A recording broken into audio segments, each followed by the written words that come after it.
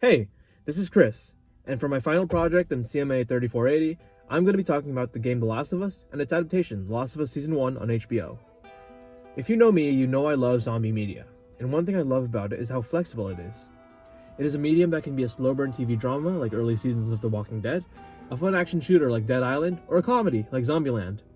I think a reason why I love the zombie media so much is that it's nostalgic for me. The zombie genre was invented in the 70s, starting with George A. Romero's Dawn of the Dead movie series, but by the early 90s, the genre had slowly died out. But like a zombie, the genre had a huge revival in the early 2000s with big hits like Shaun of the Dead, 28 Days Later, and Zack Snyder and James Gunn's more modernized, action-packed remake of the original Dawn of the Dead. Even though I'm someone who likes cinema better than video games in terms of storytelling, I find the zombie genre for me personally works better in video game format than in film or television. Don't get me wrong, there's amazing TV and movies about zombies, but it's hard to compete with stuff like Telltale's The Walking Dead, Resident Evil, and of course, The Last of Us. In this video essay, I'll be talking about the good and the bad when it comes to The Last of Us TV show, how the TV series adapts to the game's big moments in gameplay, and why I think the show works better as a game. I'll be talking about my top 3 favorite episodes of the show and how they're adapted from the game, being Episode 1, When You're Lost in Darkness, Episode 8, When We Are in Need, and Episode 9, Look for the Light. Obviously, there will be spoilers ahead, but the game came out over a decade ago, so that's on you at this point. Episode 1 of The Last of Us is the best place to see how the adaptation translates interactivity into pure cinematic storytelling. In the game, the opening is built on player control. You don't just watch Sarah, you play as her. You walk around the house, you explore, you pick up the phone. That quiet, slow pacing builds tension because you're discovering things the same time she is. You feel her confusion because you're the one moving her through the environment as the apocalypse unfolds. This sequence works emotionally because you have control. Jesper Juhl calls this the half-real quality of games. Stories are fictional, but the actions feel real because the player is responsible for them. You're not told to care about her, you care because you played as her. The show can't do that. So instead, it relies on performance and extra scenes to make her feel real. Eating breakfast, going to school, fixing Joel's watch.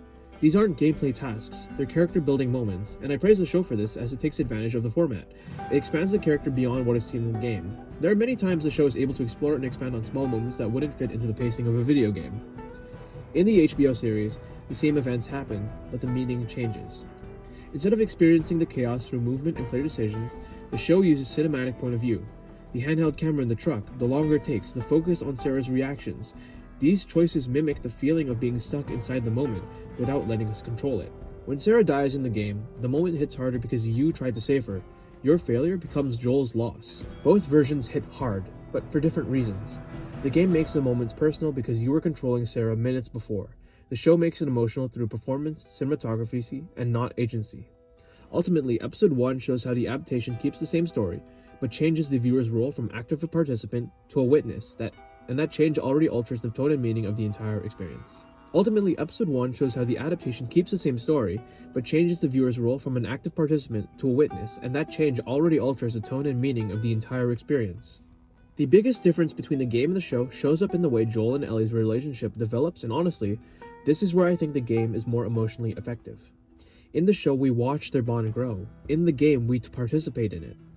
This is especially clear in the sections covered by Episode 8 and 9, Ellie's winter chapter, and the finale at the Firefly Hospital.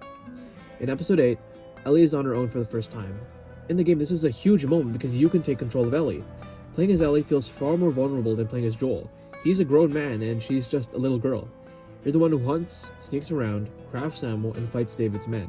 You aren't just watching her survive, you're actively keeping her alive. That sense of responsibility creates a bond only a game can give you.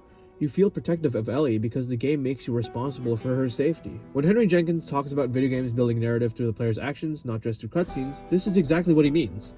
The game doesn't just tell you Ellie is capable, it makes you play through her capability. Then there's the David boss fight. In the show, we watch Ellie go through one of the most traumatic moments of her life. In the game, we fight it. You feel her panic because you're stuck in the same burning building, trying not to get caught, trying to survive. That's a kind of empathy television simply cannot recreate or adapt, no matter how good the acting is. And then you get to Episode 9, the hospital sequence. This is the moment where the differences between the mediums become impossible to ignore. In the show, Joel's rampage is brutal and upsetting, but you're just watching it. You're analyzing Pedro Pascal's performance, the music, the pacing. In the game, you're carrying out the violence yourself. Every enemy you shoot feels like your action, not just Joel's. You know what you're doing is morally questionable, but the game still forces you forward. You want to do this. Linda Hutcherson points out that adaptations always reinterpret the story through strengths and limits of a new medium. In other words, TV has no way to recreate that feeling of player complicity. The show can only show us Joel's choices, while the game makes us do them. That difference completely changes the emotional impact of the ending. When Joel lies to Ellie in the truck, the meaning shifts based on the medium. In the show, it's a character moment where we judge Joel based on what we've watched. In the game, it hits harder because you've lived it through him. You helped him save Ellie. You helped him kill the Fireflies. You helped him take away the cure. That responsibility sticks with you in a way that passive viewing never can. This is why, for me, the game ultimately hits deeper. The show recreates the plot and the themes beautifully, it really does. But the feeling of protecting Ellie, depending on her, switching between her and Joel, and surviving together, that's something only gameplay can deliver. The show lets you understand Joel and Ellie. The game makes you feel like you're part of their relationship. That's all I have time for today. Thanks for watching. And remember, when you're lost in darkness, look for the light. Please give me a good grade on this.